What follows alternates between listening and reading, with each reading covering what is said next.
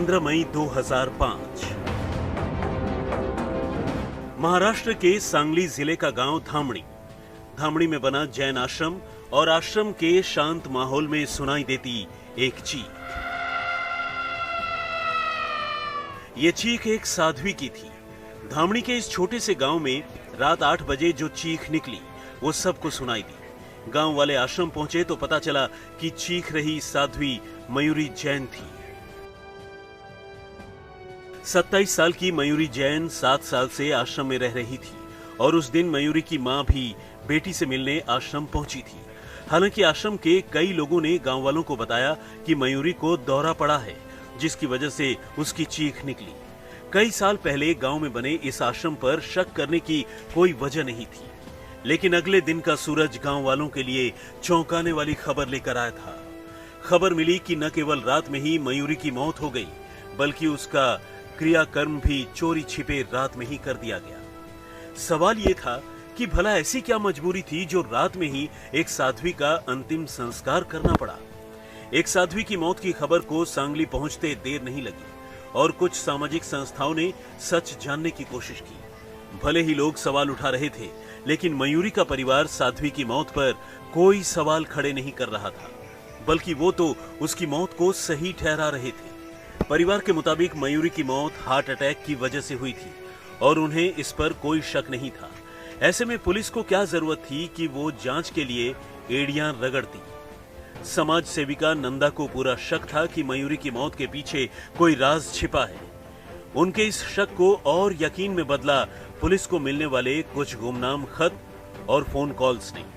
लेकिन पुलिस का सारा ध्यान तो मानो पूरे मामले को दबाने पर ही लगा हुआ था और पुलिस ने गुमनाम खतों और फोन कॉल्स के बारे में जानने की भी कोशिश नहीं की।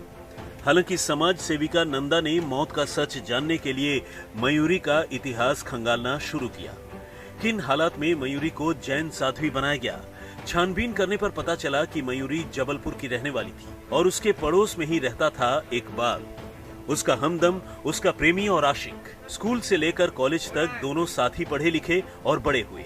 मयूरी के परिवार को जब इस बात का पता चला तो मानो घर में भूचाल आ गया। परिवार ने आनन फानन में मयूरी को साध्वी बना दिया। दोनों अलग भले ही हो चुके थे, लेकिन उनका प्यार एक दूसरे के लिए कम नहीं हुआ था। मिलना मुमकिन नहीं था, लिहाजा दोनों के बीच खतों का सिलसिला शुरू हो गया। आश्रम में मयूरी बेहद परेशान रहती थी। इकबाल को लिखे हुए खतों में उसने इस बात का जिक्र कई बार किया था। मयूरी लिखती थी कि इकबाल, मैं यहाँ बहुत परेशान हूँ, किसी काम में मन नहीं लगता, तुम मुझे आकर ले जा। तय हुआ 20 मई 2005 को इकबाल धामणी आएगा और मयूरी को चोरी छिपे वहां से भगा ले जाएगा।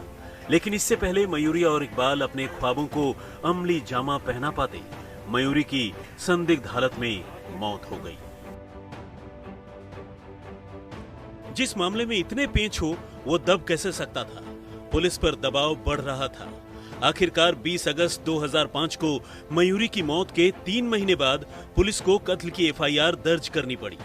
चौंकाने वाली बात यह थी कि जिस मामले को पुलिस ने 3 महीने तक दबाने की बेइंतहा कोशिश की, उसी मामले में एफआईआर दर्ज होने के 2 दिन बाद आरोपी गिरफ्तार भी कर लिए गए। पुलिस ने 4 लोगों को पकड़ा। पूछताछ में गिरफ्तार लोगों ने बताया कि उन्हें मयूरी को मारने के लिए 50,000 रुपए की सुपारी मिली थी, क्योंकि मयूरी के इकबाल के साथ प्रेम संबंध थे। आरोपियों के इस कबूलनामे के सामने आने के बाद पुलिस ने मयूरी के पिता राजकुमार जैन को गिरफ्तार कर लिया, जबकि अपनी बेटी के कत्ल के वक्त मौजूद मयूरी की मां शांति फरार थी। पुलिस मामले को सुलझा मान रही थी, लेकिन पकड़े गए आरोपियों में से एक ने बयान दिया कि मयूरी के कत्ल के पीछे आश्रम के सर्वेसर्वा अपूर्वानंद महाराज का हाथ है। मयूरी ने भी इकबाल को अपने खतों में आश्रम में होने वाली चीजों के बारे में लिखा था। वो लिखती थी कि आश्रम के लोग उसके साथ बहुत बुरी तरह से पेश आते हैं। अपने खत में मयूरी ने अपूर्वानंद महाराज के बारे में भी कुछ ऐसी बातें लिखी थी जिन्हें जानने के बाद इकबाल मयूरी को जल्द से जल्द आश्रम से ले जाना चाहता था। मयूरी ने इकबाल को बताया था कि महाराज ने उसके साथ जबरदस्ती करने की भी कोशिश की थी और ये बात उसने इकबाल को न केवल खतों में लिखी थी, बल्कि फोन पर भी उसने कई बार इस बात का जिक्र किया था। पकड़े गए आरोपी के बयान की तस्दीक करने के लिए पुलिस ने अपूर्वानंद महाराज से भी संपर्क करने की कोशिश की, लेकिन महाराज ने मौन व्रत का हवाला देते हुए पुलिस से बात करने से इनकार कर दिया। मौन व्रत के बाद ही महाराज अनशन पर चले गए और उन्होंने खुद को सबसे दूर कर लिया। अब पुलिस के सामने एक और मुसीबत खड़ी हो गई थी कि आखिरकार वो महाराज से पूछताछ करे तो कैसे करे। अनशन पर जाने का मतलब था महाराज ने खाना पीना छोड़ दिया था और ध्यान में चले गए थे। नंदा और उसके साथियों का सवाल था कि अगर महाराज के पास कुछ छिपाने के लिए नहीं है तो मयूरी के कत्ल का सच जानने में महाराज को पुलिस की मदद करनी चाहिए। बाबा शक के घेरे में और पुलिस मजबूर। आस्था और कानून आपस में टकरा रहे थे। महाराज के रसूख के आगे पुलिस के कदम लड़खड़ा रहे थे। दूसरी ओर महाराज के समर्थक इससे पहले पूरे मामले को जैन समाज के खिलाफ षड्यंत्र मान रहे थे। पुलिस पसोपेश में पड़ी थी कि महाराज से कैसे पूछताछ करें। दूसरी ओर सामाजिक संगठन महाराज से पूछताछ की मांग को लेकर सड़कों पर थे। सांगली जिले में कई जगह प्रदर्शन किए जा रहे थे, लेकिन पुलिस महाराज की ओर कोई कदम नहीं बढ़ा रही थी। इसी बीच महाराज के खिलाफ प्रदर्शन करने वाले कई समाजसेवी मुंबई हाई कोर्ट पहुंच गए। सामाजिक संगठनों की दलील थी कि धर्म की आड़ लेकर जांच से बचना नहीं चाहिए और कोर्ट को पुलिस को आदेश देना चाहिए कि वो महाराज से पूछताछ कर पूरा सच सामने लेकर आए। दूसरी तरफ अनशन की वजह से अपूर्वानंद महाराज की तबीयत दिनों दिन बिगड़ती जा रही थी। उन्होंने पानी तक छोड़ दिया था। नंदा और उनके साथियों की मांग पर कोर्ट ने पुलिस से जवाब मांगा, लेकिन कोर्ट का जवाब देने से पहले ही अनहोनी हो गई। 20 अक्टूबर 2005 को अपूर्वानंद महाराज ने देह त्याग दिया और मयूरी के कत्ल का मामला एक पहेली बन गया। इस पहेली को सुलझाने के लिए पुलिस ने सहारा लिया मयूरी के प्रेमी इकबाल का।